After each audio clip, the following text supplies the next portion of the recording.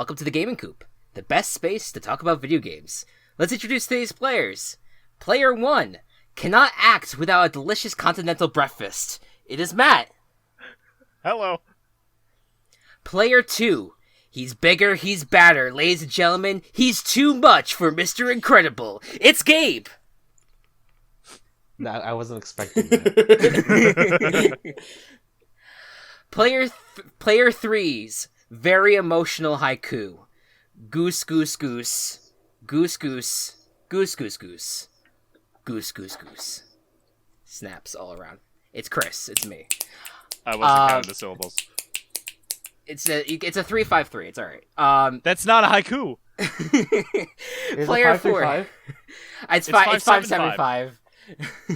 Wait, what is it? It's 5-7-5. Oh fuck! Never mind. It works if you go goose. Wait, no, goose. And then player 4, representing the chum bucket, a creature so fearsome, so terrible, so mind-bendingly large, that those of you with weak constitutions may want to turn off the podcast. Bow down before the awesome might of Walsh. Hi. You said west instead of something else. I thought you said Weast. East? We're mixing metaphors. It was weak constitutions. I think I meant to say weak, but I don't know. It could have come out the wrong way. Anyways, we read these off of notepads. Welcome back, everyone, to another episode of Gaming Coop. We're down a few people, but that's all right. We got it is our August or it's actually our September edition of we're filming this in August of the Gaming Coop. We have a few games that we want to talk about. Looking forward to talking about them with you guys. What are we looking forward to in the middle of the podcast? We're doing the game show. Yes. Show? So we're going to do a bit of a video game trivia game show that I have planned for the three of you. Okay. Wonderful. All right. So that's to look forward to after the first two games. But yeah, we're gonna kick things off with a game that everyone seems to be playing. Everyone seems to be involved with. It's Fall Guys. Hit us with it, Matt. Okay, so I decided at some point in this podcast to do a game that was super popular, and I don't think there's a more popular game with, like, every circle of gamer right now than Fall Guys. Or if there's ever been a game that has literally hit every single, like, circle of gamer. Just because it is a beautiful mix of the Battle Royale format that got super popular where a ton of people can, like, compete against each other. But it's more like Mario Party type minigames than Rudy Tooty point and shooty stuff. So it has a much wider appeal to a lot of people. Basically, if you for some reason don't know what Fall Guys is, you get thrown in a show with 59 other people, and you just complete tasks. Sometimes there's competing tasks. There's a race. You gotta be left with a tail at the end of a challenge. It's team games where you have to try to get a certain number of eggs or a certain number of balls in your corner. There's other platforming challenges like if you've ever seen that game show like The Hole or something, Hole in the Wall. That's a mode. There's so much variety, and it's so entertaining to just get in and bounce around with these little guys who are just adorable. Those beans. Personally, I played. Let's see how much Steam has said that I played this game. Because it's a lot. Game's been out for about a month, and I've played it for 24 hours, which isn't a ton by a lot of people's standards, but it's still a lot. Like, putting in a full day's worth of a game in a month is a lot. And considering like every single round is like only like 15 minutes long each. Exactly, and that's if you make it to the end too. Right. Yeah, make it all the way. I have personally won around 3 times. Twice was on Fall Mountain, the one where you have to race up a mountain to touch the crown at the end. and then one was Hexagon, which is you have to survive the falling platforms and stay the highest up. The game, it's really is an insane, like, I mean, the concept was interesting to me the moment. So Devolver Digital, who has been around for a while, probably best known, I not so much for their games, but for their absolutely insane E3 press conferences. They announced it during one of the wild, showings, and it immediately captured my attention as someone who loves platforming, and has wanted like a friendly battle royale game, for a while, because nothing about Fortnite and PUBG and all those other like free for all or battle royale type things, like they none of them ever appealed to me, and so this was perfect, and I'm very pleased to see, like, probably now it's been like a year since they announced it initially, that is grown to the popularity that it has. I mean, there is some things that I wish were different about the game. I think that I wasn't necessarily expecting like these team games necessarily, and I think that there is still like the people who go into those games just expecting to try to screw people over by like grabbing them and throwing them off the sides. Yeah. That definitely ruined it for me, because I was thinking initially like, okay, it's just a straight platforming game, and I'll just go forward and if I don't make it, I don't make it. If I do, I do. But knowing that players can interfere is just not. I guess what I'm saying is I don't love like the player impact on your results, but yeah, I get that. But I also understand why it has to be there to kind of like make sure that the people who are really good at the game can be handicapped by having those little obstacles that they have to overcome at the same time. If it's any consolation, the more that I have played the game and the more I've like kept up with it, the less of those types of people I see. That's good. That's good. And I do like that they're adding other seasons. Like they're going to change up like the types of games and modes that you can do. Like the next season 2 is like a medieval theme, which I'm really excited for. Mm-hmm. Definitely. And the developers and social media presence both seem really, really open to feedback and improvement. Yeah, which is always a great sign. I said Devolver Digital, who is the publisher, but it is the main people. Yeah, Mediatonic are the people who ended up creating it. Just want to make a note of that. Any do you guys have any other thoughts on Fall Guys? But Matt, I heard that there's hackers everywhere. On the PC version. On the PC version, yes. If you play on PS4, you really don't see that many. It's not that big of a deal. I mean, it is, like, it sucks when the game is hacked. Basically, whenever I see one, I start the game up, I get put in a show, and I see this dude just start flying way ahead, and I'm like, I'm not going to deal with this, and then I leave the show and restart. Okay. But it's... You and I have had we've discussed this before. I don't understand why you don't just stick around and get the rewards for being in the show. Okay, because I either have to be like I basically have wasted 10 seconds of my time like restarting the show like right from the beginning. Like I go through the matchmaking process, get in a show, watch the intro cutscene. That's 15-20 seconds versus being in a game with a cheater and getting to the end with the cheater, and then the cheater just wins anyway. Yeah, I don't know. I guess I like when it comes to these like battle royale games where you have like a ton of people, which I understand that like Fall Guys has become like a everyone's gonna have a crown eventually type thing. But when I ever think about Battle Royale, I was just like, I'm just gonna see how good I do, and then reap the rewards of that. And then, so I guess it's just different mindsets of like I'm not necessarily I'm going in to try to win, but like I'm not, if I don't win, it's not the end of the world to me. And it might just be now that I've tasted victory, I'm bloodthirsty for it. Oh, That's not the case. I can That's imagine. Not the case. Who else? I mean, I've only played it for a little bit on the PlayStation 4. I haven't actually, since it initially released, I haven't actually played it. I've been watching a lot of videos of it. Who else here have played Fall Guys? I have. What was your thoughts on it? I think it's a grand old time. Like that's about it. I haven't really had any issues with like griefers or hackers because I play on the PS4 version.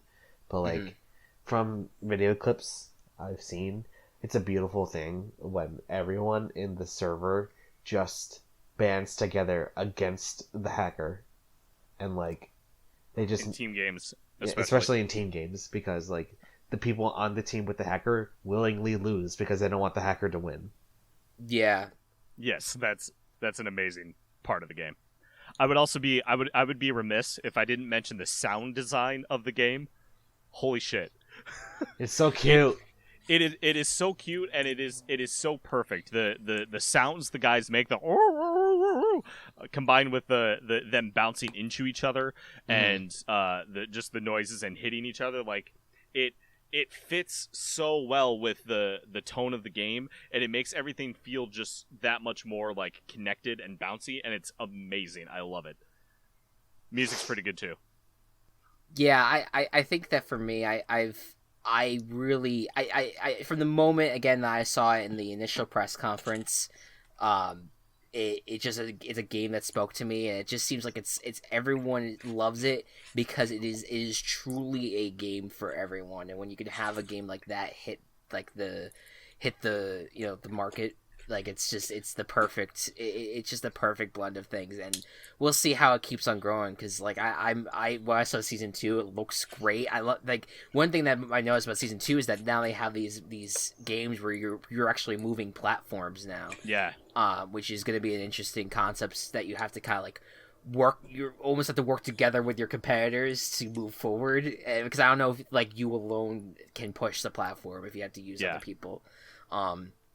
So I'm very curious. That'd be really cool to like have force people to work together without forcing them onto a team. Yeah, that I think that's a very unique twist on it, and I think that's part of the reason why like that would be what I would have preferred probably outside of like a team game situation. But I don't mean to shit on the team games as much, because like there's a few of them that like are pretty good. Like the Hoops one I think is a pretty solid. The Hoops one is my favorite. Team. Yeah, it's a pretty solid team game. I know that people call the egg game bullshit. Okay, so here's the thing with the egg game, and I've akined it before to a model of society in which the goal of egg scramble is to just not be last. If you're not last, you can move forward. So rather than it incentivizes rather than the two teams who are losing to go after the team that's winning, they go after each other. Which is the same way as working class people going after each other rather than the rich ones. So you're saying that the egg scramble condones a capitalist society is what I'm not happening. saying it condones it. I'm saying it unintentionally promotes. Okay. Interesting. All right. Well, I'm really excited. I want to get it for PC and give it a few goes and seeing how I can do with it, because I haven't. I'm hoping that I'm also hoping that it becomes cross-platform eventually, and I'm hoping that it goes on the Switch, because it feels like a Switch game. Yes, come on, it does. it just like it has to go on the Switch eventually. One last note is if you are playing on PC, I definitely recommend using a controller. It is a much better, more fluid experience compared to keyboard and mouse, and you will win more games. Fair enough. All right. Moving on here, taking a little bit more of a darker turn, kind of like how we did last week. Last month. But sticking with the platforming theme a little bit, it is Bloodstained, Curse of the Moon 2. And Gabe, give it to us. Enter this world.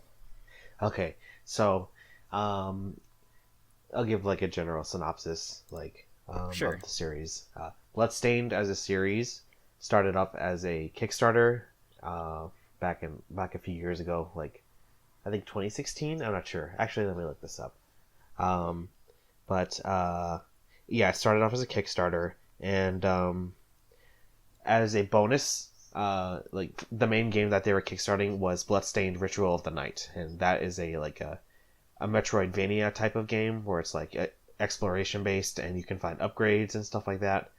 But as a Kickstarter bonus, they added Bloodstained Curse of the Moon, and Bloodstained Curse of the Moon is like a homage to classic Castlevania, where it's very leap of faith platforming, and like it's hard as balls. Like it's so difficult, but it's rewarding to play well. So like once you learn to get around certain obstacles or enemies, it becomes really smooth and like what's the word? A really smooth experience, and it becomes satisfying to play. Well, let's see. I believe the first Bloodstained Curse of the Moon came out 2 years ago, or it could be last year. Bloodstained. It came out in 2018, so I was correct. It came out 2 years ago, and it was critically acclaimed. Like it was just so good. It was so good. Like, everything about it, like the art style, the gameplay itself, the music. Oh my lord, the music! It's so good. And the studio that created it, Inti Creates, have a knack with like platforming stuff, and so it was just amazing. And so 2 years later, like now, they came out with Bloodstained Curse of the Moon 2. And to me, I think they improve on everything the first game did. Like, everything. With 2, you get to play as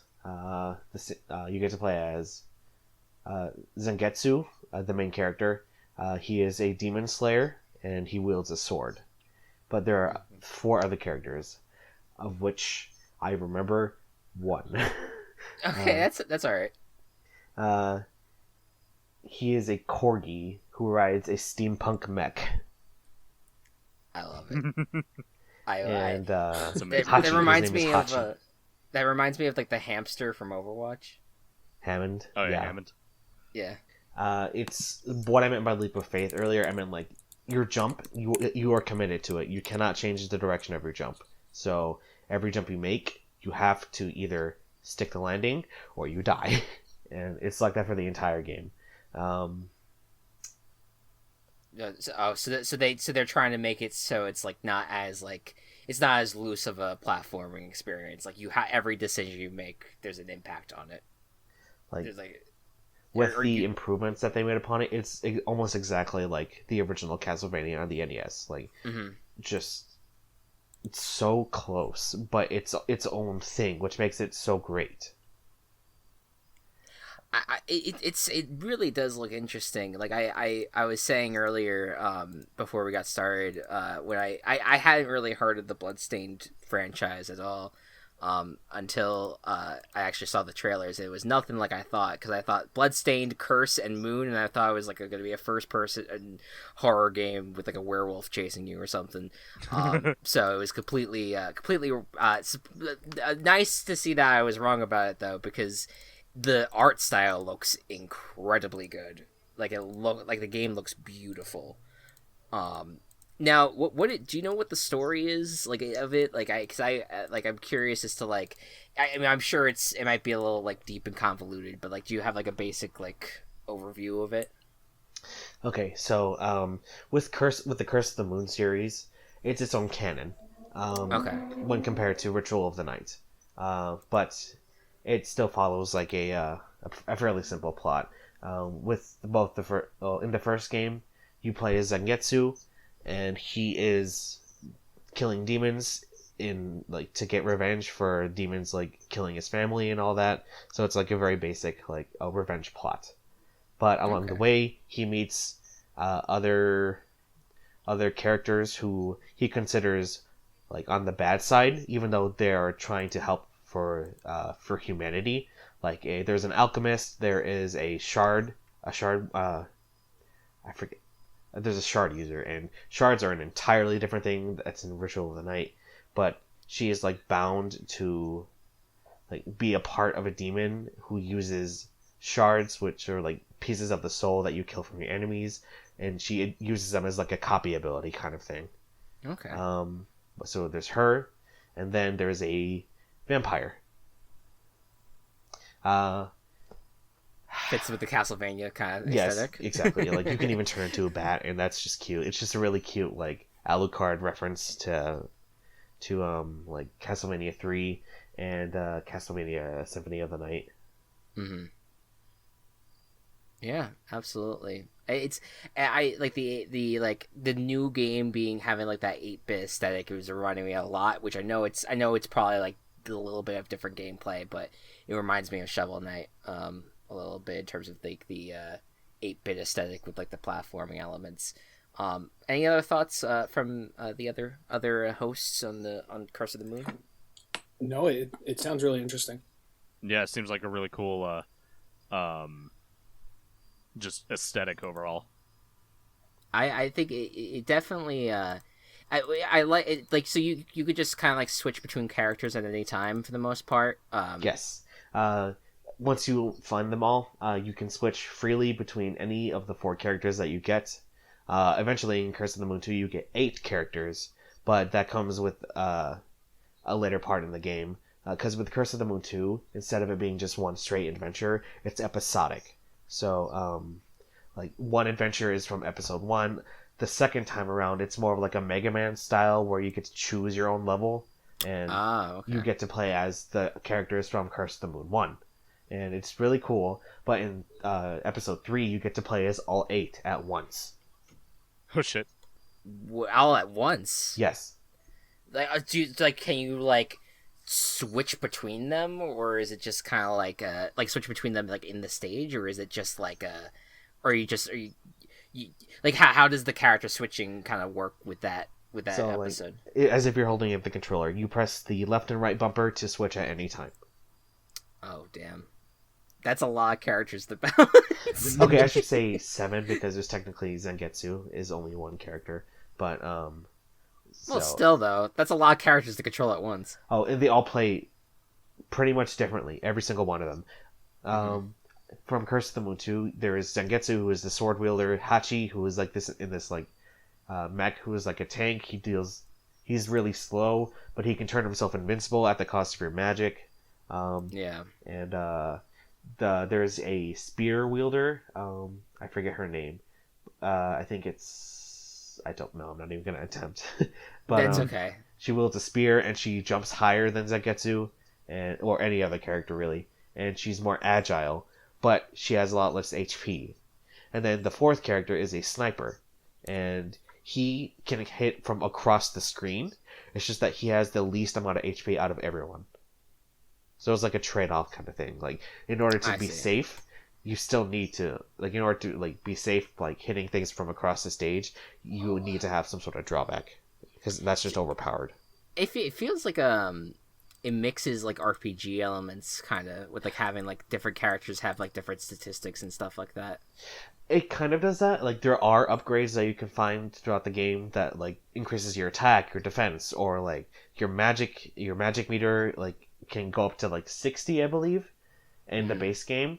And and your health bar. You can also increase your health bar. There's like 2 upgrades, I believe, in the episode 1. And that it seems like a wild ride. I'm just staring at this image of like one of the monsters that's like super long, like coming out of the lava and just shooting fire straight at the player. Like it just looks like looks absolutely. It looks absolutely like just metal. And like, that's another thing. This game is like, despite its 8-bit appearance, it is chock full of spectacle. Like, all of the bosses in the game are like, they're just jaw dropping because of how cool they are. And like, there's like one more mechanic that's pretty fun. Every boss has a desperation attack, which means like once their HP goes to 0, they fire off one attack that can deplete your HP bar, but it can never kill you. But if you dodge the attack, you get an extra life as like a reward for being good. That's really insane. I definitely like I have to get back into like like a 2D platforming headspace because it's hard for me to really retain attention with those games, but this looks really insane. It's so good. Like if you guys, I know you guys aren't really as into 2D platformers as I am, but if you ever are like I want to play something that's more difficult. But that's the thing. It's also beginner friendly too because there is a beginner mode which gives you double the magic. It gives you no knockback, and that's the thing. When you take damage in this game, you suffer like pretty severe knockback, which can either like knock you back pretty far, or it can send you into bottomless pits. But in the easy mode, you don't receive any knockback, which means you're a lot safer to take damage. And there's a lot more upgrades too. And enemies are generally easier to defeat. Same with bosses. Okay, interesting. All right, cool. I'm glad that they kind of have like that accessibility option that they basically were like, if you want a little bit more of an easier experience, here you go. It's like we could give you things to kind of help you along the way.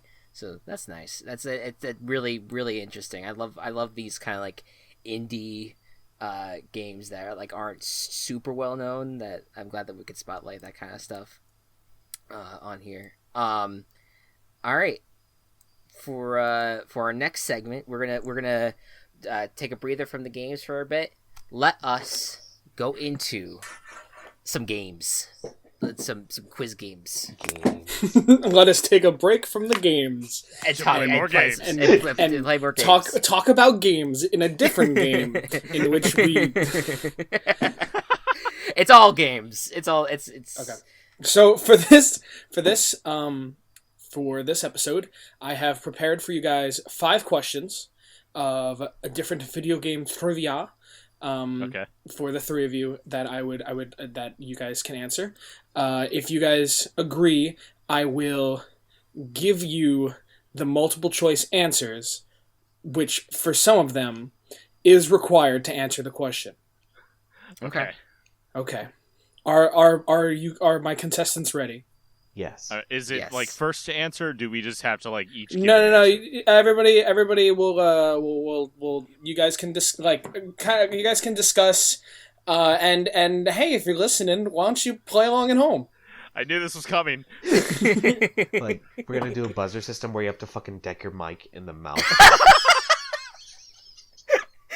Just like throw your mic across the room. I got it. Please don't damage audio equipment. Where you have to run your mic under like water. Just why? Put it in the microwave. Okay, this is off topic, but that reminds me of that one Apple EarPod meme with all the loud sounds. It makes that's me what laugh. I was thinking of. Yeah. All right. Yes. So all right. We don't have to buzz in, but we'll all act as one contestant. I think that's a good. I think we can still give separate answers, but just discuss it. Yes. Yeah, you guys can give separate. You know what? Actually, I'll just give you guys the multiple choice, or else. Yeah. All right. All right. You ready? Yeah. Hit it. That is. Okay. Question 1: a gene and protein that helps in development separates your right brain from your left and determines that in development you would have 2 eyes is named what? A. Little Goomba. B. Sonic Hedgehog. 3. Mr. Mario. Or 4. Earthworm Jimmy. I actually think it's Sonic Hedgehog. I've heard of this before. Can you? I think so too. I don't know if it's this specific gene, but I know that a gene is named after Sonic the Hedgehog. Oh man, I mean, I feel like it has to be Sonic or Mario because those are like the 2 most famous. I'll take your word for it that I'll go with Sonic too. Okay, Sonic Hedgehog. Final answer. Okay. You are all correct. It Yay. is Sonic Hedgehog. All right. I mean, I was like, because I would have not had a single clue. But the fact that you guys knew that Sonic was named, or a gene was named after Sonic, I was like, okay, then I'll go with that. Listen, I'm a fucking furry. Like, I have to know these kind of That's things. totally, yeah. Hey, there you go. But yeah, it, the name wasn't even like the scientist didn't even like play the game. I think it was his wife like showed him like the gaming magazine with Sonic on it, and he was just like, "Yeah, Sonic," because I think other ones were already named like something Hedgehog, so he was like Sonic Hedgehog. Cool. Okay. All right, second question. We're all tied up currently. During game development, what game was nicknamed Sonic's Ass Game? I know this. Speaking of Sonic. All right. A. Crash Bandicoot. B. Conker's Bad Fur Day. C. Bubsy. Or D. Sonic Boom. I know Chris? this one. What do you think? As do I. Chris, do you want to before? Yeah, you all Gabe have and I this. say anything, do you Y'all want to have this knowledge more than I do. I want to hear. So my thought process was, so when I heard Sonic Ass Game, I immediately think of Conker's Bad Fur Day because I think of a game that was kind of purposely crude in that sense. And so that's where I'm leaning right now. What was choice C again? Bubsy. Okay. All right. I'll stick with B. I'll stick with B right now with Conker. Okay. I'm gonna go with A. Well, I'm also gonna. wait. Go What with was it. A? What was A? Okay. Again? A was Crash Bandicoot, which is correct. My goodness gracious! Why? During development, the co-founders of Naughty Dog, Jason Rubin and Andy Gavin, began to wonder what a 3D platformer might have looked like, as if you were to explore the Green Hill Zone, but not from a sideways perspective, but from behind the main character. And then they realized that you'd spend a lot of time looking at Sonic's ass. Ah, okay. Interesting. I guess that like that would make sense for Naughty Dog because they have that kind of weird sense of humor when it comes to Crash. So that would okay. Yep. Cool. That's very strange. Okay. I will move away from Sonic. I'm sorry. No, it's okay. Okay. Can only talk about Sonic's ass so much. In which video game does Wario exclaim "So ein Mist"? I know this. Mario Tennis, Mario Party, Mario Baseball, or Dr. Mario? This is Mario Party. I'm so sorry. Restate what he says again. He says, in German, "So ein Mist." So ein Mist. Do ein Mist. I spelled it out for you guys. That just reminds me of the and I shot him and I missed and I missed again and I fired. Okay. I want to say tennis. Mario, the Mario Tennis games, but I have no clue. This is another one of them. Just, because I've played the baseball games and I don't remember him saying it either time, so I'm gonna just guess tennis. It is Mario Party. Yeah. It's Mario Party. Okay. Yes, it is Mario Party.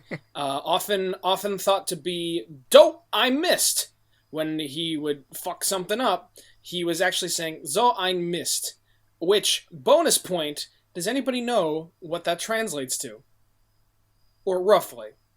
Oh fuck! I screwed up. Gosh dang it! I don't know if I'm right. I can't really I guess like I feel like it's gonna end up translating to something weird like I like grapes or something. So I'll just go with that as my guess. Okay. I'd say like God damn it or something like that. I would say I'm going to give Gabe the extra point.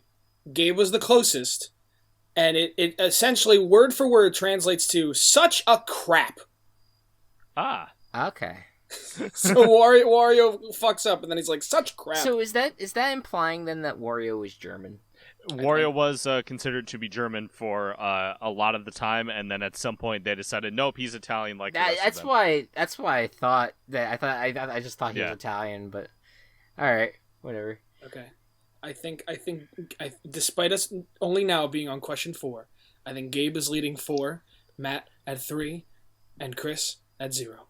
Rip. Wait. Yep. All right, Chris. We're in your territory. Are you ready? Hey, no, Chris gets 1 point. He answered the same thing as us with us for number 1. Oh yeah, I'm sorry. Yes, it was Sonic Hedgehog. Okay, that's all right. Okay. I mean, you're in my territory now. All right, let's hit it. Yes. In the game Scribblenauts, what word does not spawn an item? Emo, universe, glitch, or trebuchet?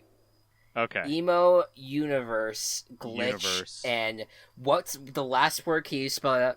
Trebuchet.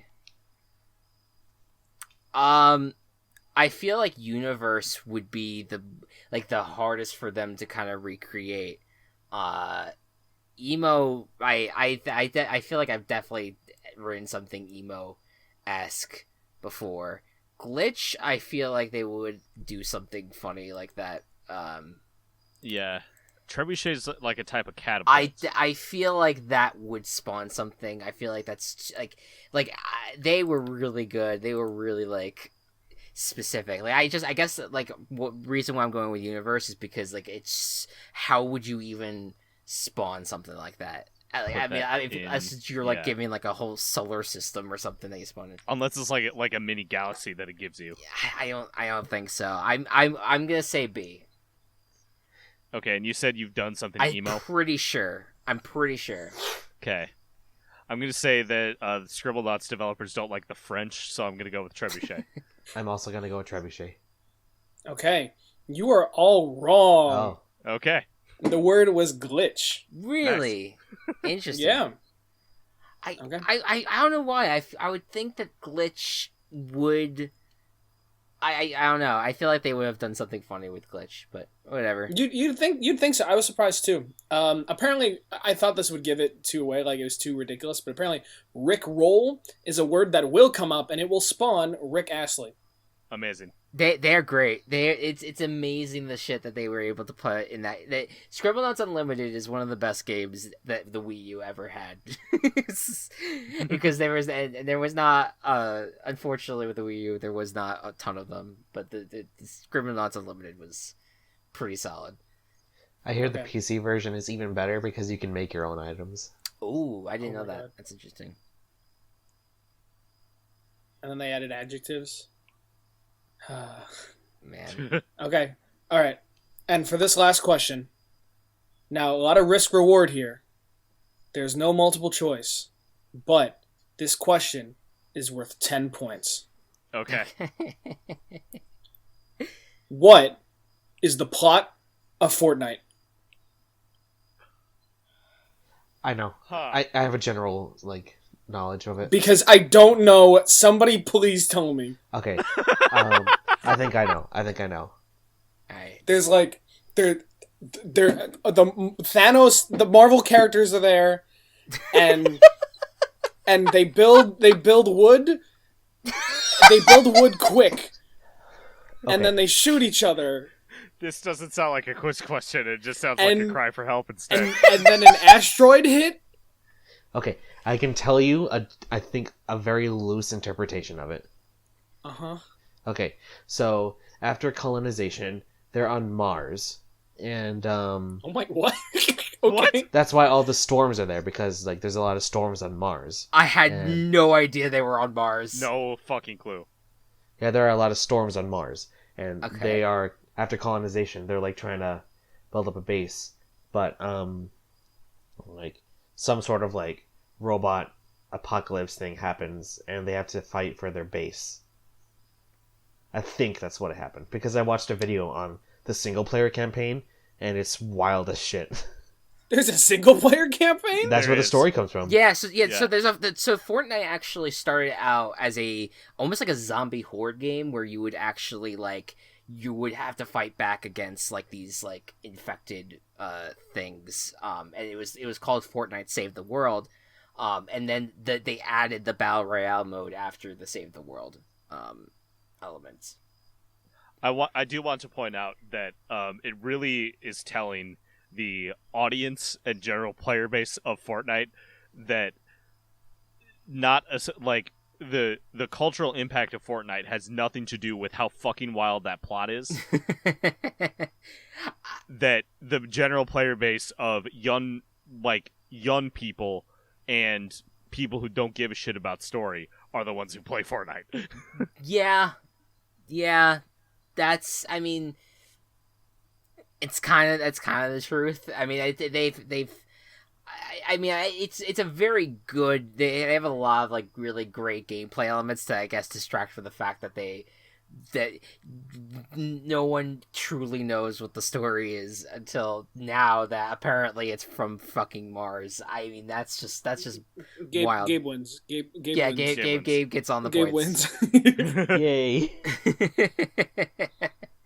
Wow, was that actually like a cry for help, or was that actually like written down in your quiz notes? It was written down in my quiz notes, and it was a cry for help. it was both. All right, wonderful. That was a good time. We'll keep the leaderboard standings in mind for future quizzes. All right, let's return to talking. Cut to no future quizzes. There's no more quizzes after that. We now move on to our third game, which is going to be my game that I want to talk about. Going to the realm of geese. The realm of geese. Goose. So I was thinking about holding off on this one until October, but I did remember that I wanted to do some sort of kind of like a spooky Halloween-y themed episode of that. So even though Untitled Goose Game is a scary game, I would say that I wanted to have it at least in time before the multiplayer mode gets added to the game. So if you have not heard of Untitled Goose Game and what all the rage of this game was, it came out last year. Excuse me a sec, because I completely forgot to pull up notes for this. It was a game that came out last year. It was by the company, the Australian developer House, and published by Panic, which I think definitely describes the game fully. It came out September 20th, 2019 on the Switch and on Windows, and then was added later to the PS4 and Xbox One December 17th. It took the world by storm because it was just, I think all of us were kind of, or at least I was. I saw previews of this game. I was like, man, I cannot wait to torture people as a goose. And it ended up being like culturally loved. And essentially the premise is that you are a goose that just strolls into town and starts out in like a farm area where you are just ruining a farmer's day. You are trying to pull his rake into a lake. You are trying to steal his hat. You are trying to make him clip or get rid of his like precious flower that he has growing. And basically the mechanics of the game are really simple. You just use your beak to grab and pull things, to rip things out of the ground, to basically do what you can, and basically follow this checklist that is provided to you to how to torture these poor civilians. And throughout the game, you kind of like you have to fully complete the checklist for each area before you move on to the next one, such as with the farmer, you will have to you have to honk at just the right time as he's trying to hammer something, so that way he hits his thumb, and in pain he like falls backwards and opens up a gate for you to go on to the next area. So that it's very, what's great about the game, it works very, it's very in tune with its environment, in which it sets up the characters to kind of use the environment as much as possible. Like, it's not just like a slate of like it's not just like there to be all for show, and you just have like a few objects here and there that you can interact with, and like the humans that are there. Like, it's every single object and element of the game is in some way, shape, or form going to have an impact on like how the humans react to you, and it just everything kind of perfectly fits in like this what seems like a wholesome environment, and it's really just a goose torturing everyone in just ridiculous ways, and it's described as a puzzle stealth game, which is pretty much that. Like you're trying to try to figure out ways to best annoy the humans, and also trying to stay out of trouble as much as possible, so that way you're not like kicked out of the area or whatever, which only really applies for like a few of the areas. But yeah, I don't know, I've played this game twice now, 100%ed it once. How is everyone else? What's everyone else's viewpoint on Untitled Goose Game? I fucking love Untitled Goose Game. It is such just a fun time to go around and be a little shit, and solving all the different puzzles and figuring out how to like do your checklist and get these specific goals to happen so that you can move on is a really fun task. It's just great. It's one of my favorite like puzzle games out there. And I think what makes it like it's like it's such a simple game. Like it's just like it makes like along the same lines of a Fall Guys, where like anyone can really pick it up and play it and have a good time with it. Like it is, but I think what's different with this game is that you can really pace yourself with it. It's not you're not rushed with it. Later elements of the game where like the game is relatively short as a whole. Like there's 4 areas, and then once you conquer all 4 areas, there's a grand finale, which I won't spoil here, but there's a finale that basically after you're done with it, the credits will roll, but you can go back and complete even more ways to torture the humans. And then there's which they basically give you like a bunch of extra checklists that you can fill out. And one of the checklists at basically the last one that you have is that you have to do all the original checklist items in a short amount of time. So like there's at like 6 minutes into like a checkpoint or so, there's like a bell that will ring, and that's the indication to like when you're supposed to have all the items done. So if you can conquer an area within that 6-minute time limit, it will check things off. So like for completionists out there, because I enjoy going 100% on games, that's an extra little item that you can do to add a little bit of extra insanity to the adventure. And what I also enjoyed that the music the music was done by composer Dan Golding, he just uses musical passages from the 12th prelude in Claude Debussy's preludes called Minstrels.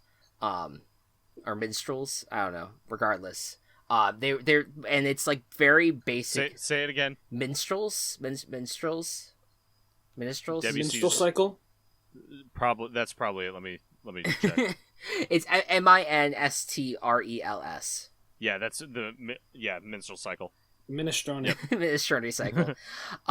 Which they like, and what's why I love so much about the music in this game is that it plays in accordance to what is happening to you in that moment. So like it's like this, the piano is always playing while you're just kind of like chilling in an area, or you're actually actively engaging in chaotic behavior. The piano music will be playing in the background, and it's very dynamic. Yeah, and like there's only one time where like the music is going to be ongoing no matter what, and I think it's during the end, during the finale section. Outside of that, basically everything is dynamic. It kind of fits the behaviors of it. Any other thoughts on the Untitled Goose Game? Anyone who has seen it or played it? Any thoughts on across the board? I got the chance to play it for a little bit on your Switch, Chris. Yes. And it's just chaotic. Yeah. It's just a lot of fun, because it really is just like it's just you fuck with people the game. Yeah. And it's so much fun. I also heard too that I think it's getting a co-op, right? Yes. Where you can work with a second Goose. Yeah, so they announced it last week, I think, or 2 weeks ago or something like that. It was a surprise. I lost my mind. I was very excited about that because you and I are definitely going to play Walsh.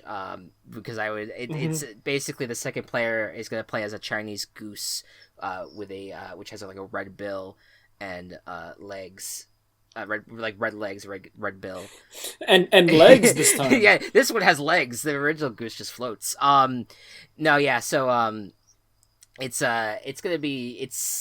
That's to me is something that the game I didn't realize it needed, but now that I think about it, it definitely needs something like that to have someone else like also kind of creating chaos. And I'm curious that like when they add it, if they're gonna add different checklist items, to add to to create new scenarios and like how.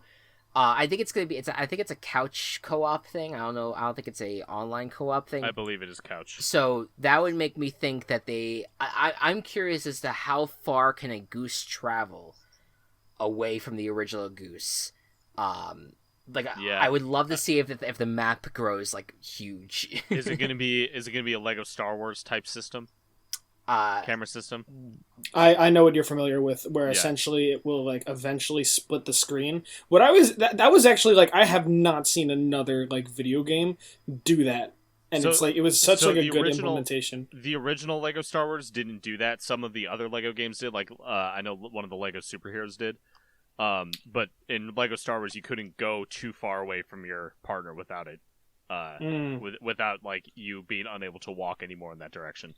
There's going to be a really specific like poll, but I remember playing, I think it was like Lego Indiana Jones. Yeah. And I would play with my sister, and essentially the way that the split screen would go is when somebody would move too far away, a line would form in the middle of the screen, and it depending on how you were moving, that line could split the screen vertically, horizontally, diagonally, depending on where you moved and like where you were in relation to your partner. That feels disorienting. You'd think, but like it actually wasn't that bad.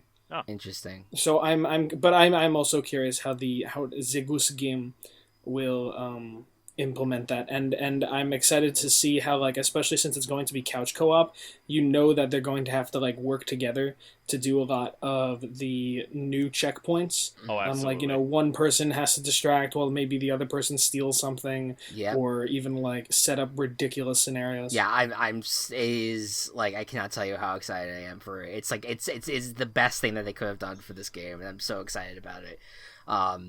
Like, I think that initially I was like, man, I wish it was, like, a little bit longer. Like, that was, like, the only thing that I was critical of. But the fact that they're adding this mode, just like, okay, now this is good. this is good. This is all I need. All right. It's nice when the criticism is, wish there was more. Yeah. That's always a good sign if that's your only criticism about something. Yeah, no, like, that's what we talked about that last episode with Old Man's Journey. Like, it feels like it is a criticism, but it really isn't, because it's just like that's how good it was that people are just left wanting more out of it. So yeah, I'm very excited about the future of this game. All right, and last but not least, what was it? But boogity, let's go racing, boys! Mario Kart 8. What the fuck? What was that? What was that? It is so NASCAR has an annoying race announcer who I don't know who the fuck his name is, but he does that at the beginning of every race. It says a NASCAR poll. Yes. NASCAR poll. Yeah. Wow. Listen, I am not a big NASCAR fan, but there was a moment in my life where I was like, man, okay, as I'm gonna be a world-class sports reporter, I gotta study all the sports, and that was my first experience with NASCAR. I was just like, okay. Anyways, Mario Kart 8, hit us with it, Matt. All your favorites. are back in this brand new... Hold on. What do you mean? What do you mean it's not new? What do you mean it's been out for a while? What do you mean I'm speaking out loud everything you're whispering into my ear? So yeah, a friend of mine let me borrow her Switch, and I am very, very grateful. And I love Mario Kart. And I've played Mario Kart 8 a few times, and I've gotten to really enjoy it, whether it be with you, Chris, or at her house. And now I have it in my clutches. And it's just like, oh man, playing on the DS, the Wii, the Game Boy, the 3DS, like I really enjoy like 100cc is where like I can relax, but like 150cc, it's a little bit of a challenge, but I think I can now. I can do it, and then I'll like jump into 150cc and I'll be like, oh, hey, look, all my old friends are here. Mario's here, Yoshi's here, Luigi's here. And then the game starts, and they're fucking like somehow like finding cheat codes and shortcuts and beating the absolute shit out of me as like Link flips me off and fucking like the villager just fucking like stomps me to the ground. And I'm like, who are you people? I have taken up Isabel as my main, good choice, because she's precious, and other than that, I've just been working my way through 200. The game was not made for 200cc. No, it was not. What do you mean? It was. It's how it's meant to be. No, I'm going to argue against that because the 200cc was released in an update after the original game for Wii U came out. We were always meant to move at light speed. But like, the saying, skate fast, eat ass. This game doesn't have skating though, so that just means you're eating ass. What do you mean it's not Sonic Riders? What do you mean it's not Sonic Riders? What do you mean I'm still saying everything out loud? You're whispering into me. All right. I have. Go ahead. Sorry, go ahead. No, you go. What is everybody's relationship with? Well, I'll let you guys speak on Mario Kart 8, but I'm curious about like your guys' relationships with Mario Kart, because I feel like everyone has like a personal relationship with Mario Kart specifically. So Mario Kart Wii is indirectly the reason why I know why I met Chris. Wait, what? That's a twist in this so relationship. So there's this really long series of events where I got Mario Kart Wii and I decided, I'm gonna try to unlock everything. Let me look it up, and then I found this Mario Kart wiki. I was like, cool. And then I was like, I want to know more. This is like a lot of cool stuff. I want to find out more. So then I found this Super Mario wiki, and I was finding out more stuff about different Mario games, different Mario lore, and I was like, wow, this is really cool.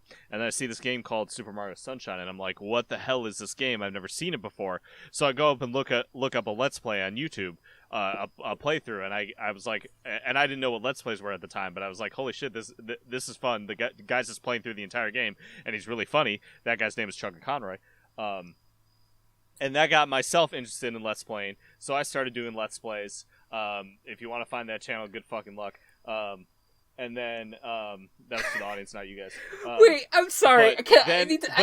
Then I started doing like My Sins Let's Plays, which got me onto My Sins Wiki, which got me into knowing Chris, and that is the whole sequence of events where I can start it. That's such a wait. That's like I'm right, man.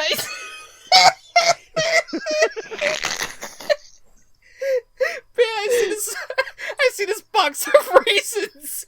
Oh, that reminds me of the time I met Chris. And then you just pinpoint from the box of raisins all the way to how you met me. No, but I can't go any further back than that. It was like my online obsession of like getting into the lore of Mario games. So needless to say, I really like Mario Kart. I like, you're valid, but it was just so funny to me that it just seemed like such a long, like, there was a lot of things in between finding Mario Kart Wii and then meeting me. Anyways. Raisins? I remember the first time I had raisins. Important. They were on the first day of 4th grade, which was when I met little Jimmy. Jimmy had a Mario backpack, and when I first saw that backpack, I didn't know what Mario was. So I asked him, "Hey Jimmy, what's that Mario backpack?" And he said, "No, my name's not Jimmy. My name's Chris." And then I realized, maybe I know any Chris's? Oh my god. Okay. But I really like Mario Kart. Mario Kart 8 is my favorite in the series. I 100% of the original on Wii U, and then I got it for Switch and did it all again. Mm-hmm. It's great. My character of choice, I played Bowser in the original, and then I switched to Dry Bowser for the DX version, and it's good. My favorite track is Sunshine Airport. That's a fun one. That's the one. I think that's the best of the game. Yeah. I think it's at least it's up there. One of my favorites is still definitely, I think it's Tick-Tock Clock. Yeah. Oh, yeah. That's from the that's originally from Mario Kart DS, and then DS I played into the DS and Wii I played into the ground. Yeah. So go ahead, Gabe. Oh, sorry. One of my favorite tracks is Excite Bike Stadium. That's like the FD Final Destination kind of like, this is like no Fox only, no items, Final Destination. That's like my stage type of that kind of concept. See, and then you get like my kind of like a complex stage, all items on what is it, like a baby track? Baby Park. Baby Park. All items. Yeah, that's all right. just all chaotic. Real quick, what's everyone's opinion on Wario's Gold Mine? It's good. I love it. It's I don't know why I hated it on the Wii, because I always fucking fell off. Yep. And now I play it on the Switch, and I'm like, I was a loser. And then I Can I just say one more thing? Sure. Mm-hmm. Like, Matt and I, we're friends. Like, we live near each other. I'm just gonna say right now, we're bitter rivals to the end. Absolutely. This is the thing that we're like on even footing on, especially like going when I was in college. It was Gabe would kick my ass at Smash Bros. I would usually kick his ass at Pokemon, and then Mario Kart we were like on even ground. Okay. God, I wish I go over Chris. I will. Maybe now I have evolved. You probably have. But I would go over Chris's to play Mario Kart 8 for the first few times on the Switch, and I'd be like, yeah, I played a lot on the Wii and the DS. I really enjoy Mario Kart, so I think I'm pretty good.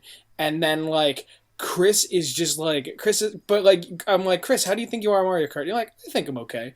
And then you play, and like your hands turn into like a blur, and you are gone. And I am like,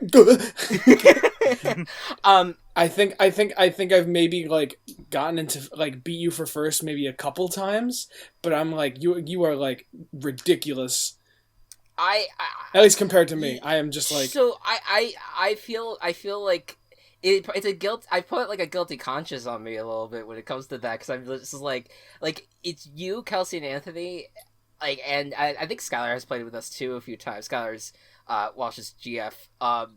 I literally I play, and I always I want to expect at some point for someone to overtake me, and they never do, and I'm just like, well, okay, I guess I'm good. I wait for a worthy opponent. Okay, do you want to hear something really strange though? Well, because you've come over to my house the Yes. one time that you have visited. You've kicked my I was at first I was doing well, and then you're like, oh no, I'm a little rusty, and then you kicked my ass the rest of the way. Yeah. And then I was taking up the rear, and I was like. So last summer after I visited you, I picked up Crash Team Racing Nitro Fueled. Yes. Mm-hmm. Which is a completely different way to control the racing. Yep. Definitely. And it reprogrammed my brain. Anytime I've tried to go back to play Mario Kart after that, I the controls don't make sense to me anymore, and it's such a weird thing. Yeah.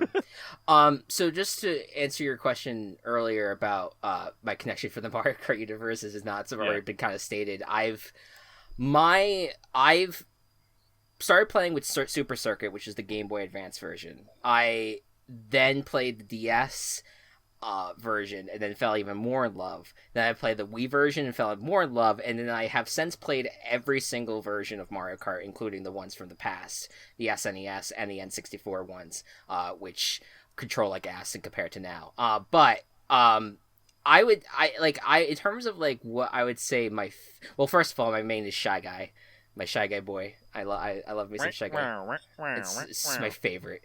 But I would say Mario Kart Wii remains my favorite, and because I think it did something a little bit different compared to every other game, because it with the adding the dynamic of having like the bikes like kind of play a little differently with like the drifting and the wheelies. Yeah, the wheelies basically kind of like change the dynamic a little bit of that, which I think that they decided to remove in the future games because they maybe felt like people were relying too much on the bikes, and so they ended up making like the vehicles the vehicles and bikes kind of like all kind of one cohesive unit. I can't tell you how many people would, including myself, would be like, smaller like weight class bullet bike, let's go. Yeah, like it became like, but like I don't know. It's all about Funky Kong and Wii. There is something about Mario. Just bring it back to Mario Kart 8 Deluxe.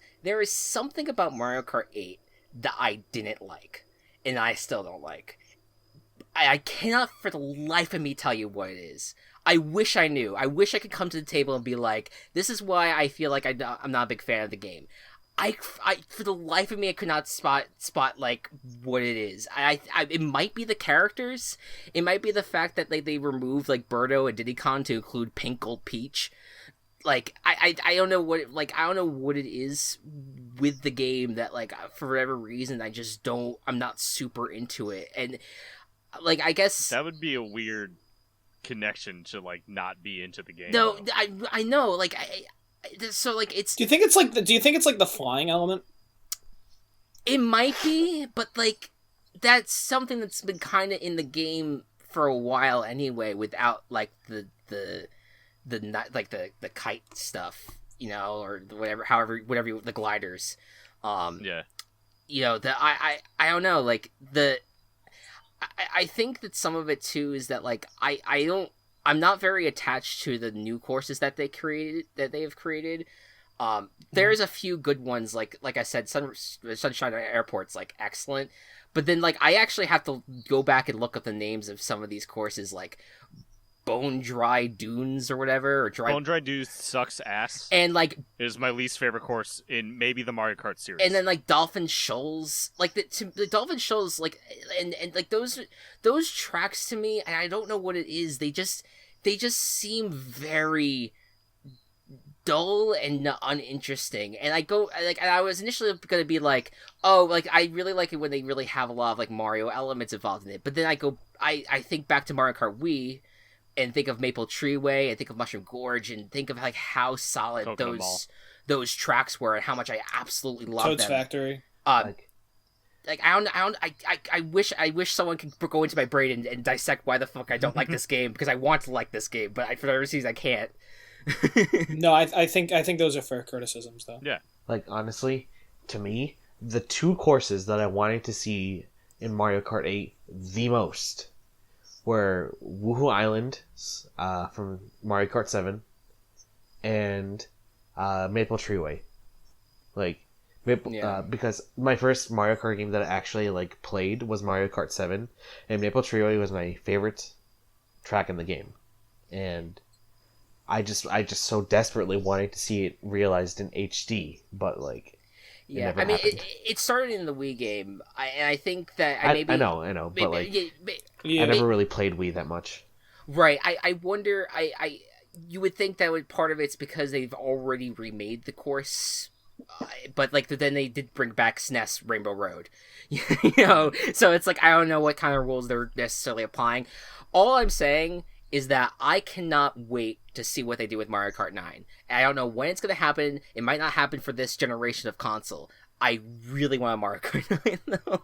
Oh, yeah, absolutely. Like, I'm so desperate just to see, like, because I want to see what they can do. Like, Deluxe is great for what it is. And I'm not, when I say I don't like Mario Kart 8, I just don't like it compared to the other games in the series. Mario Kart 8 as a game is very good. And I think, like, I would be fascinated to see what they do with just to have a direct-to-switch, fully HD, fully, like, crazy course, concepts that they could create. Like, I'm very curious to see what they do on that front.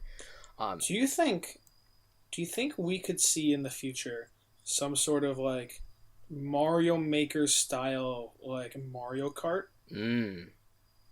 That'd be fucking amazing. I mean, I don't see why not. I mean, if that's what's next for the series, I'm totally on board. Yeah, no, I would be down for that too. Because I could see something like that happening. It may be keeping it a little basic in terms of themes, while keeping, like, very, like, like, wild themes to, like, the Nintendo themselves. Sure. But to give, like, some power to them. Either that, or I feel like we're gonna, like, explore, like, a new kind of dimension, whether it be, like, the back of the car turning into, like, a boat motor. And then, like, shit! So like literally, jet skiing Sega across. and Sonic All Stars Racing. Yeah, that's Sonic's All-Star Racing. Oh. Yep. Sorry. I was just about to say. It reminds me of that. There is also was it Diddy Kong Racing that? Dude, what if they turned into trains? Like, my thing was, like, they're gonna turn into, like, giant ass Gundam mechs. Oh my Those are the god. little tiny carts. Diddy Kong Racing did that though. They had, like, where you turned where it would go from car to boat or car to plane. Like, it was they had those kind of elements to it that I don't know. Like, I think that the evolution of the game is very good. Like, I love the vehicle customizations. Like, I think that was a very good idea from them. I guess I would love to see more diversity in how you drive the cars, though. Like, I love the wheelies. Like, I thought those were so much fun, and I wish they could implement that without making it like it's a competitive advantage to pick a bike every single time. Yeah. Something along those lines. I still pick a bike. All right, we're gonna play a really fast game. I'm gonna name a character, and you have to tell me if they are a lightweight character, a medium weight character, or a heavyweight character. Okay. So let's start out easy, just to get our boundaries. Mario Midweight. Medium. is a medium weight. Bowser Heavyweight. Heavy. Large, yeah. is a heavyweight. Baby Rosalina Lightweight. is a lightweight. Okay, now that we have our bearings, Inkling Midweight. Mid? Mid, yeah. is a midweight. Cool. Me now realizing I'm going to fuck all of these up. Because I only play the same fucking character over and over again. All right. Lakitu Lightweight. Light? Yeah. I don't think light. is a flies. lightweight. Is a lightweight. The dude sits on clouds. He's got to be light. Ludwig the Koopa. Ludwig von Koopa. Midweight.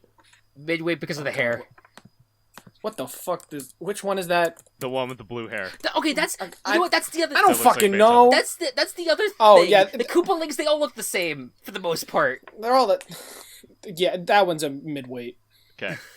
Yes, midweight. Bowser Jr. Heavyweight. Lightweight. is a lightweight. Oh. Okay, well, fuck me then. Rosalina Heavyweight. Middle. No, yeah, she's a heavyweight. Rosalina was a heavyweight in Mario Kart Wii, so I'm gonna stick to that. she is a heavyweight. Oh, really? Mm-hmm. Yeah. She's made of a star. She's dense as fuck. Waluigi. Heavy. Luigi is, Midweight. I would think mid. Yeah. Waluigi. Waluigi. Oh, Waluigi large. I'm sorry. Midweight. Heavy. Depending on the game, either mid or heavy, he is heavy in Mario Kart 8. And then lastly, King Boo. Heavyweight. Heavy. I think it was heavy for Wii. So, But he's a It's heavy, ghost. but it's stupid because he's a ghost. but he's fat ghost. He's a big ghost. Yeah, but it's not. They specifically say weight. They don't say size. He's round, man. He's rotund. He's got to have a chunk. yeah. Yes, but he's a ghost. It's all in his tongue. His tongue is just so fucking dense. Yeah, that's Or the crown on his head. Yeah, I was gonna say the crown. Yeah. That the crown's weighing him down. This has been what weight are you? The sins of what's tying him to the mortal realm is what's making him so heavy. Have we even gone deep into Mario Kart 8? I feel like we didn't really talk about the game itself that much, but I will say like the gimmick of this game was the fact that they added the anti-gravity stuff, which was something that I first experienced with Crash Nitro Kart. Which oh no, oh honey, oh no. Yeah, that's the one I first experienced it with. So I was familiar with the concept, and I liked how they executed it for the most part in this one. I didn't really think that there was anything too insane. And I think just overall, like there's some really cool courses, and there's just some that are just all right, and hopefully the cool courses shine through in future installments. But like going off of the anti-gravity stuff, the one mechanic that I never really understood is whenever you hit someone when you're in anti-gravity, you both boost, because for some reason whenever I hit someone, I always end up behind them. I think it might depend on weight class, and you always play lightweight characters. Well, it's because Dry Bowser's the best. No, not Dry Bowser. Fuck. Dry Bowser is the best. Dry Bones is the best. Dry Bones. Like, just... Okay, but that is the reason why I'm giving you the heavier characters, like, because they are heavier, hit others out of the way and get a better boost as a result. It is advantageous for heavy characters to hit light. It is about acceleration, Matthias. Gabe, I'm not talking about personal preference, I'm talking about how the game is coded. I know, I am too. This is why I play a medium character. Gabe, you are purposely not paying attention to what I'm saying. You know, I didn't know that you could like bump into those little things and like speed up until I think like I got it for myself to play on my own. Yeah. And I was like, oh, dude, nobody told me. But when you bump into other people, the heavier characters get a bigger boost because it's better for heavier characters to bump into smaller characters. Yeah. I knew that, yes. But I still chose, even on the Wii, I still chose like smaller characters because I liked it. I used to play Toad a lot, and then when I was on like the DS, I had a 2DS or the Switch if Isabelle isn't available, I play Yoshi. I have like so many reasons why I love Mario Kart Wii. Okay. But go ahead. Sorry. The best thing about 8 is that they give you color choices for some of the characters. Yes. Like Yoshi, Inkling, and Shy Guys. Like, that's the best thing. Yes. Yes. Yeah. No. Yes. I think the big thing for Mario Kart Wii, which I don't want to take away from like future Mario Kart discussions, because we could definitely keep having these. I think that my bias for Mario Kart Wii was just for the fact that I got to hack my Wii and put a bunch of custom tracks into my Wii. Oh shit. That's cool. And like how people really went hard on creating tracks, and how some of them turned out really well and some of them were really bad, and it was just a beautiful mess. And I think that's just why I kind of got drawn so much to it. I love the character selections, the bikes, and the cart. Like there's just so many layers of elements that I think that just I guess I'm still longing for from those days in Mario Kart 8. But fuck, I got that like Wii Mario Kart music stuck in my head, like do. I'm definitely I definitely like I still like Mario Kart 8 overall, and I'm very much looking forward to a future game. You know how they added the Honey Queen in Mario Kart 7? That was so strange. What if they add Madame Brood in Mario Kart 9? That would be a strange pull. But the Honey Queen? Yeah. I mean, but even like I don't know, the Honey Queen at least it felt like it would make more sense than Madame Brutal would. I don't know if we can defend either.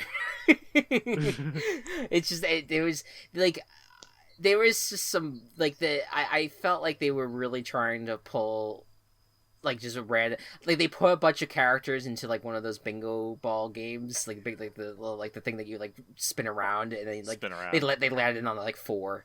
That they were like, okay, cool, we're good with it. You know, that was Mario Kart 7, and it felt a little bit more orderly in Mario Kart 8, but Pink Gold Peach, like what the fuck, man? What the?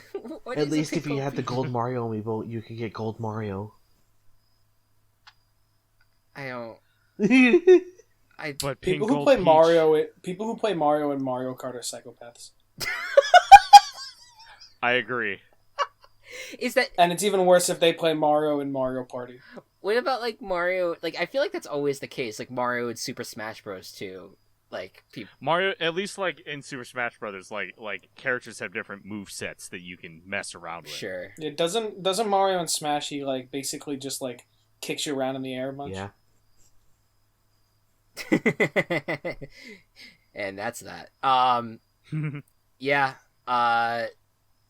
So that was our Mario Kart discussion. Hey, did you know? What? What? Hey, did you know? He's doing a Did You Know game. Oh. Did you know karts were invented by Mario? Oh. It turns out like our whole world now has changed. Like it's now they drive around in like Mario Mustangs. Like why did they add fucking real life cars into Mario Kart? The actual Mercedes. Maybe that's why I don't like Mario Kart. They actually had product placement. the fucking product placement for actual cars. It could be worse. It could be you grab your Monster Energy drink that accelerates you. Oh my god. Fun fact, there are 3 total... Did you know? There are 3 total vehicle bodies that do not change your stats. It's the standard kart, it's the Duke bicycle, and then it's one of the Mercedes cars, the Roadster. Damn. Have no impact on your stats. Did you know? Did you know? It's like playing Mario in Mario Kart. It's like playing Mario in Mario Brothers. Alright, I'm going to play Mario with the standard kart, with the standard wheels, with the super glider. With motion controls. With auto accelerate on. And, what's it called? Steer assist. We've had a lot to say about Mario Kart. This is I was going to make a note that we've now actually talked about this game longer than I think any game thus far with this series. I believe this is a half hour long. Because it is like I don't know, it is just like a game that you could just like endlessly play. Yeah, it is. It absolutely is. I had a period in middle school where I would just come home and even though I had everything beaten in like Mario Kart for the Wii, I would just sit, like turn on a podcast and just play Mario Kart till it was time for dinner. That definitely sounds like me though with Mario Kart Wii. Like that was yep. And also DS is so underrated specifically because of the missions. I love the missions. Those are fun. Those are so much fun. It was bullshit though, the DS download play where you had to play a Shy Guy. I didn't play a lot of that. I didn't have many people who I did not mind. I actually liked that I was able to play that with different people. My big issue was I couldn't do the challenges because I think my bumpers were broken, so I couldn't like drift, but I was still kicking ass at Mario Kart despite that. Wow. You're a true American hero. Thank you. To have to deal with no bumpers is just a true, and being able to still kick ass is just a true gamer move right there. It's just thank you. Just salute to you. Medal of Honor. The Medal of Honor for this episode of the Gaming Coop goes to Walsh. Wow. It's just like a little like it's like a gaming controller with like little one of those like little like dangling bits of like red skin, whatever it's fucking called, that's on a chicken. Red skin? Do you mean a ribbon? Whatever.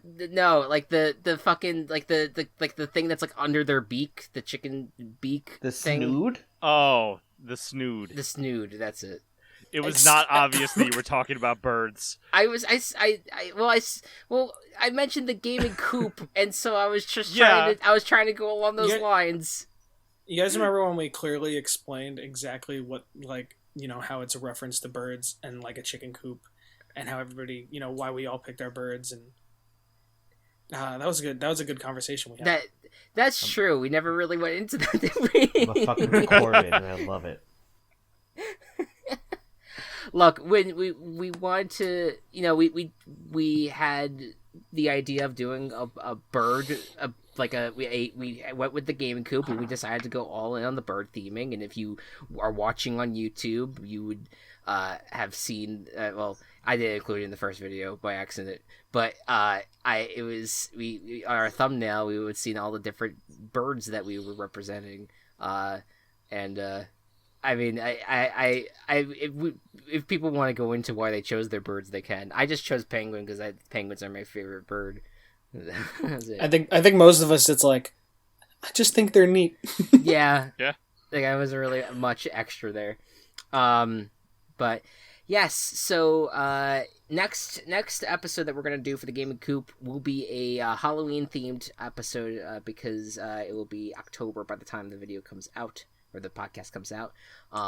So we're gonna do all kind of spooky, Halloweeny type games. So if you have a spooky Halloweeny game that you play, be sure to send us a message and tell us about that game and why you love it. We can feature you on the show.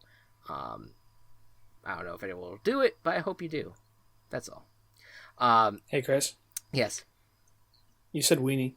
I did say weenie. Thank you guys so much for listening to the Gaming Coop. I hope you all enjoyed. We will see you next month. Game on. The Gaming Coop is brought to you by Team Chaos Productions. Follow us on Twitter @TheGamingCoop or follow our other work @Team Chaos Pods.